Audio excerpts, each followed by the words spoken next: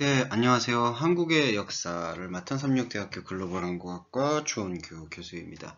여러분과 함께 계속 지금 온라인으로 뵙게 돼서 좀 아쉬운 마음이 많은데, 그런 면에 있어서도 우리가 이제 이런 환경들을 잘 극복하고 자주 소통할 수 있는 그러한 어떤 새로운 계기들을 저는 만들어낸다라고 생각을 듭니다. 그래서 어떤 의미에서는 조금 부정적으로 생각하실 수도 있지만 긍정적인 의미로도 이제 생각할 수 있다. 그렇게 말씀을 드릴 수 있고요. 한국의 역사 11강부터는 이제 저 보강 기간이 찾아올 것 같아요. 그래서 여러분 계속해서 이제 보강에 힘써 주실 수 있었으면 좋겠습니다. 이제 다음 주부터 할까요? 아무래도 이제 보강을 계속해서 여러분께 올리게 될 것 같아서요. 한번 잘 이제 받아들여 주시면 감사할 것 같습니다. 보강 기간에는 그 기간 동안 좀 그게 있어요. 이렇게 뭐라고 해야 될까요? 이게 2주에 그러니까 한 주에 원 위크에 뭐 2개씩 조금 그 강의가 올라가게 될 것 같습니다. 많은 양해 부탁드리고요. 어떤 의미에서도 계속해서 이 수업 마무리할 때까지 열심히 경청해 주시면 감사하겠습니다. 그럼 시작해 보겠습니다. 지난 시간에 한국의 역사에서 우리는 6.25 전쟁까지를 좀 나눴었습니다. 한국 역사 중에 이제 근대와 그리고 전근대, 그리고 근대를 넘어서서 이제 현대로 넘어오게 되는데, 한국의 역사는 되게 이렇게 굴곡이 좀 심했다고 표현할 수 있겠어요. 전근대 시대는 이른바 이제 조선시대라고 얘기할 수 있는데, 이게 왕조 시대입니다. 그러니까 왕들이 세습을 받아가면서 권력을 유지하던 시기였는데, 그 왕들이 되게 훌륭하고 현명한 왕들이 있었을 때에는 그거를 이제 한자성어로 태평성대라고 하는데, 그 태평성대, 그러니까 뭐 평안하고 걱정이 없는, 그리고 경제적으로도 윤택한 삶을 누릴 수가 있었는데요, 백성들이. 그런데 이 왕들이 약간 무능하고, 그리고 조금 더 우리가 이제 비겁하고 간교하다라고 얘기하죠. 그러니까 자기의 이익만을 추구하는 신하들이 왕을 현혹시켜서 그 자리를 차지해서 좀 그 권력을 나눠 갖는 그러한 어떤 그러니까 이 나라의 공적인 이익, 퍼블릭 베네피트를 사적인 어떤 이익을 위해서 전용하고 유용하는 사태들이 일어나게 되는 그러한 왕조 시대에는 나라가 그 기둥이 흔들릴 정도로 나라의 기반이 흔들리게 되는 그러한 부침들이 높낮이가 있었어요. 그러니까 국가가 어떤 일관된 그 시스템 위에서 사이클을 이렇게 구축해 나가야 되는데, 그러지 못하고 되게 붕괴의 양상을 보이는 어떤 왕조 때도 있고, 또 그에 반해서 완전히 급격히 잘 살게 되는 어떤 경제적 윤택의 양상을 보이는 것도 있다 보니까, 그러한 어떤 사이클의 편차가 생기다 보니까 아무래도 그거를 대응한다라는 대응 방식에 있어서는 상당히 조금 논란이 있을 수가 있겠다라고 평가를 받는 것 같아요. 예. 자, 그런 부분들을 우리가 조금은 떠올릴 수 있을 것 같고요. 그게 전근대 시대입니다. 조선시대. 근데 이제 그 조선시대를 넘어서서 근대로 넘어가면서 우리가 일제강점기라는 시기를 맞이해요. 일제강점기 다들 들어보신 적이 있으시겠지만, 예, 일제강점기, 그러니까 일본이라는 국가에 의해서 이제 식민지 생활을 하게 됩니다. 그러다 보니까 이제 민족적인 어떤 움직임이나 전기도 조금 흐트러지고, 그러니까 여러 가지 면에서 조금 불리한 양태를 보이게 되는 그러한 양식을 띠게 되는 그 모습들이 이제 종종 드러나게 되는 거죠. 그리고 나타나게 되는 게 현대인데, 현대 사회에서 한국 사회가 처음 맞이하게 된 게 바로 6.25 전쟁입니다. 6.25 전쟁으로 인해서 남북이 노스코리아와 사우스코리아로 나누게 되고, 그 전쟁에 한번 전쟁을 겪게 되면 아시겠지만은 이렇게 경제적으로 회복하기가 매우 불리해요. 왜냐하면 기반 시설들이 다 폐허가 됐으니까. 그래서 극복하기가 매우 어려운 습성이 있는데, 그런 부분들을 맞이하게 된 게 바로 한국 역사의 현대 시기라고 말할 수가 있겠어요. 1950년대 이후. 그래서 여기 지금 텍스트를 볼까요? 전쟁으로 인한 참상과 후유증 속에 1950년대는 미국으로부터 경제 원조를 받아요. 그래서 300산업을 발달로 전쟁의 참혹한 폐허의 상처를 딛고 복구해 나아간다. 300산업이라는 게 뭐냐면 이렇게 원조를 받아서 이게 국가 기관 산업을 먼저 일으키는 산업 구조를 얘기를 합니다. 그게 1950년대 이후의 현실이죠. 그러니까 돈을 어디에선가부터 원조를 받지 않으면 안 되는 현실이었던 게 당시의 한반도 현실이었어요. 자, 그 다음에 이후에 이제 이기붕이라는 존재를 부통령으로 선출하여 자유당이 그러니까 이제 폐허를 복구하는 그러한 여러 가지 경제 개발에 박차를 기해야 되는데 이 지도층에 있는 사람들이 이제 권력 욕에 사로잡혀서 자유당이라는 그때 당시에 정당이 있는데 이 정당이 자신의 정당이 영구적으로 집권을 하려고 하는 거예요. 그런 음모를 꾸민 거죠. 그러니까 이 한국이라는 사회는 투표 사회예요. 그러니까 투표를 통해서 대통령을 뽑고 정당을 추천하고 선출하는 그런 방식으로 사용되고 있는데 그런 방식을 버리고 하나의 정당이 영구적으로 자신의 정권을 집권하려고 하는 그러한 음모를 계획해요. 그래서 나타난 게 부정선거예요. 그러니까 선거라는 개념을 생소한 분도 있으시고 좀 익숙한 분도 있으시겠지만 선거라는 것은 개인의 어떤 표결의 권리예요. 그런데 그런 개인의 표결의 권리를 조작을 했던 거죠. 그러니까 이걸 어디에 예를 들어보면 좋냐 하면은 그 프로듀서 101이라는 한국의 그 오디션 프로그램이 있었는데 그 조작 논란에 휩싸였어요. 그러니까 여론조사 같은 거를 이렇게 조작을 했다는 거죠. 그러면은 뭐가 가장 훼손이 되는 걸까요? 바로 그 퍼블릭 스페셜리티, 공공성이 훼손이 됩니다. 그러니까 공공성이 훼손이 되니까 그거에 대한 그 민심은 당연히 이제 그 부당함에 대한 저항으로 이어질 수밖에 없죠. 그래서 3.15 부정선거의 후유증이 나타나요. 그래서 부정선거 개표 재선거를 촉구하는 시위가 그 한국 사회 중에 한국 현대사에서 중요한 사건 중에 하나인 4.19 혁명으로 번지면서 그때 자유당 정권이 붕괴가 됩니다. 그러면서 이제 허정이라는 인물의 이게 과도 내각을 거쳐서 제2공화국이 이제 수립이 돼요. 이 제2공화국을 엄밀히 말하면 한국 최초의 정권 교체라고 할 수 있습니다. 그리고 제2공화국은 그런데 이제 집권 여당의 민주당 사이에서 이제 구파 신파의 갈등으로 1년 만에 4.19 혁명이 일어난 지 1년 만에 5.16 군사정변으로 몰락하게 되는 그러한 정치적으로 또 상당히 혼란스러운 시기를 맞이하게 된다. 그렇게 조금 평가해 볼 수가 있을 것 같아요. 자, 이게 이제 한국 역사의 현대입니다. 그럼 한국 역사의 이제 현대 시기에서 사건을 우리가 살펴보면서 한국 역사는 어떠한 진보를 이루어왔는가 그런 것들을 조금 짚어볼까 하는데요. 4.19 혁명이라는 게 이제 한국의 역사에서 중요한 사건으로 등장을 합니다. 여러분 이제 한국의 현대 사회가 어떤 형태를 통해서 오늘의 시스템을 구축하게 됐고 역사적인 그 반성과 성찰을 이뤄내고 있는지를 한번 가늠해 보시자는 차원에서 좀 말씀을 드리고 싶어요. 자, 4.19 혁명은 이래요. 1960년 4월에 학생들을 중심으로 일어난 반정부 민주주의 레볼루션이다. 예. 그러니까 이게 이제 반정부 민주주의 혁명이다. 이게 이렇게 혁명이라 레볼루션이라는 말을 듣다 보면은 뭔가 되게 조금은 과격하고 뭐 폭력적인 부분을 생각하실 수도 떠올리실 수도 있잖아요. 하지만 혁명이라는 것은 그렇지 않습니다. 아시겠지만 혁명이라는 것은 내적으로 완전히 새로운 것을 돌파하고 구상하기 위한 몸부림 그리고 움직임, 무브먼트라고 할 수가 있죠. 그런 무브먼트가 근데 중요한 거는 1960년대 4월에 학생들을 중심으로 일어났다는 거예요. 그러니까 4.19 혁명이라는 한국 현대사 사건에서 여러분이 기억해 주셔야 되는 거는 1960년 4월에 학생들을 중심으로 일어난 반정부 민주주의 혁명이다라는 것이죠. 자, 학생들을 중심했습니다. 이거를 이제 한자로 설명할 때 4.19 의거라고도 표현을 합니다. 이렇게 됩니다.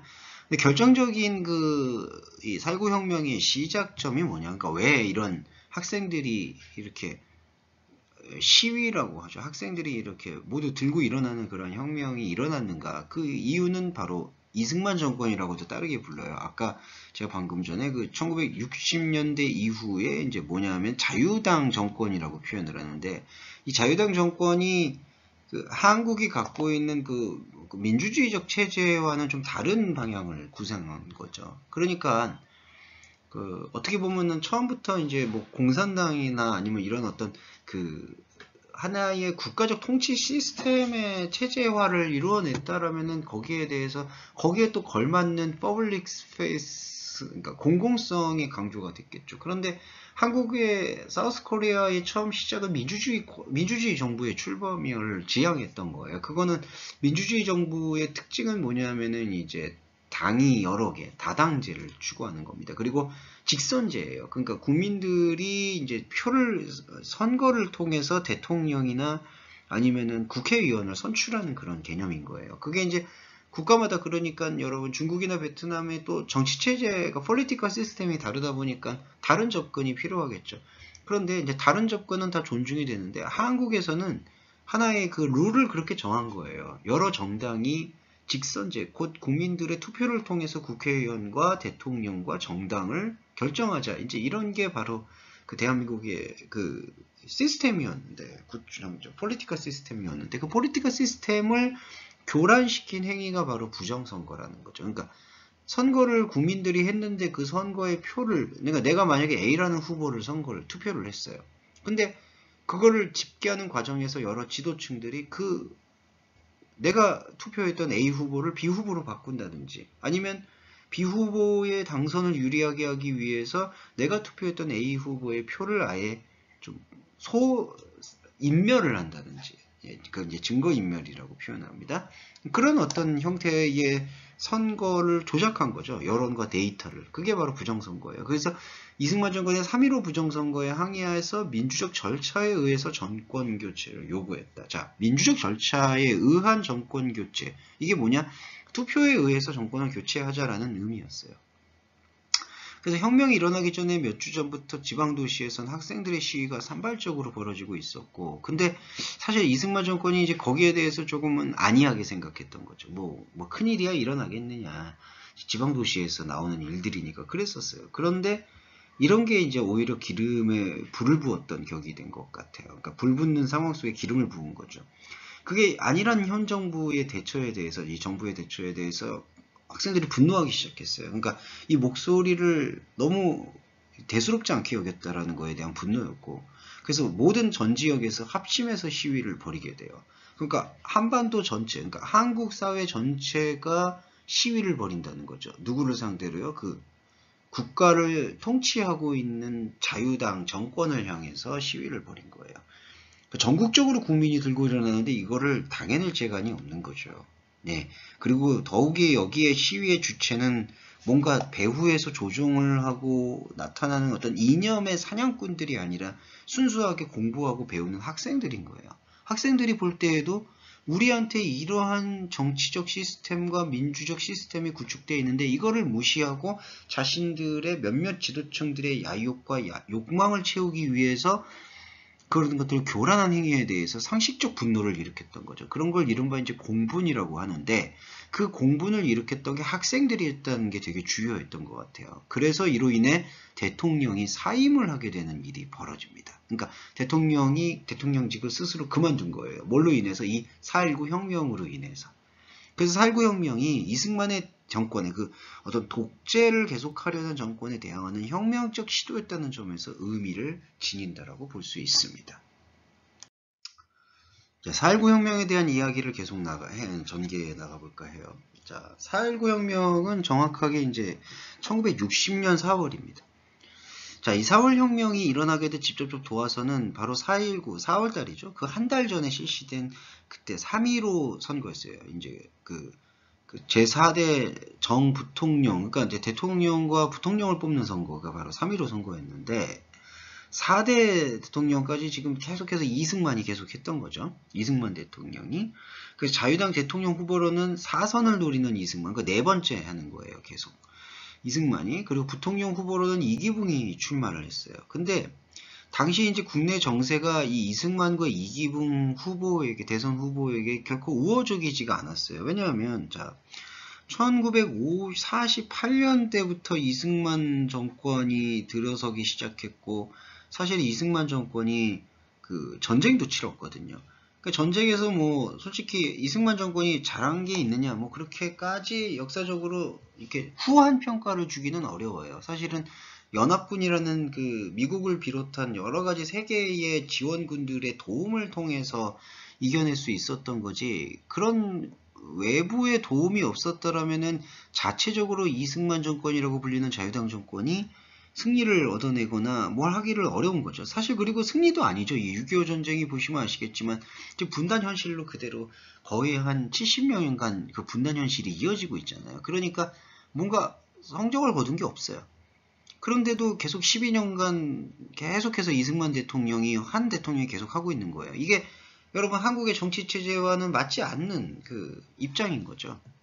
그리고 한 사람이 너무 이걸 오래 이렇게 하다 보니까 이렇게 판단력이나 그런 것도 흐려지고 가족들이 와서 그런 것들을 조금 부패하고 전행하는 일들도 벌어지는 거죠.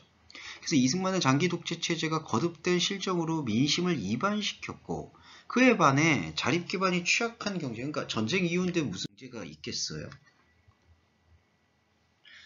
네, 그러한 어떤 것들이 같이 이제 연합이 되어서 그 전쟁의 참상들을 이승만의 그런 어떤 그 장기 집권의 패단을 견디기가 어려워서 촉발된 것이 바로 이제 4.19 혁명의 도화선이라고 할 수가 있겠습니다. 여러분 텍스트가 빨리 넘어가서 제가 잘못 눌렀는데 다시 제가 되돌리는 방법을 잘 모르겠어요. 자, 그렇게 해서 일어난 게 4.19 혁명이에요. 여기에 대해서 조금 더 설명을 드릴게요. 처음에는 그 지방 각지, 그러니까 캐피탈이라고 할 수 있는 서울이 아니라 지방 각지에서 이제 학생들이 소규모로 산발적으로 이렇게 혁명, 그러니까 시위를 했었거든요. 근데 정부가 거기에 대해서 눈 하나 깜짝 안 한 거예요. 자신들이 부정선거를 했다라는 사실이 명백히 드러났음에도 불구하고 거기에 대해서 명확한 해명도 없고 그냥 넘어가려고 하는 거예요. 한마디로 요즘 말로 그냥 눈치고 넘어가려고 했다라고 좀 표현할 수가 있겠는데 그러한 상황들이 벌어지고 있는 그게 4.19 혁명의 어떤 움직임인데 그러니까 지방 학생들이 그냥 주축이 돼서 움직인 그거였는데 정부가 그거를 철저히 무시하니까 이거를 단지 학생들의 어떤 상식적 저항으로만 받아들여서는 안 된다라는 생각이 이제 들었던 거예요. 그러니까 전 국민들이 이제 가뜩이나 이승만 대통령에 대한 민심이 흉흉한 이 상황 속에서 그 상황을 돌파할 의지가 이승만 정권이 갖고 있지 않다라고 판단하다 보니까 이 성난 민심이 폭발하기 시작한 게 바로 4.19 혁명의 도화선인 것이죠. 4월 25일 날, 그러니까 4.19는 처음에 지역에서부터 학생들로 시작을 했는데 결국에는 4월 25일 날 이 사우스 코리아의 캐피탈이라고 할 수 있는 서울 지역을 중심으로 27개 대학 교수의 258명이 한국에서 이제 서울대라는 곳이 있습니다. 이제 한국을 많이 이제 대표하는 대학이다. 이제 이렇게 많이 알려져 있는데 대학 교수 258명이 서울대 교수회관에 모여서 대통령과 여야 의원, 대법관 등이 부정선거와 유혈 사태에 책임을 지고 사퇴할 것, 그리고 재선거를 실시할 것 등의 주장을 담은 14개 항의 시국 선언문을 발표해요. 왜 대학 교수들이 이렇게 모여서 이 시국 선언문을 발표하는 걸까요?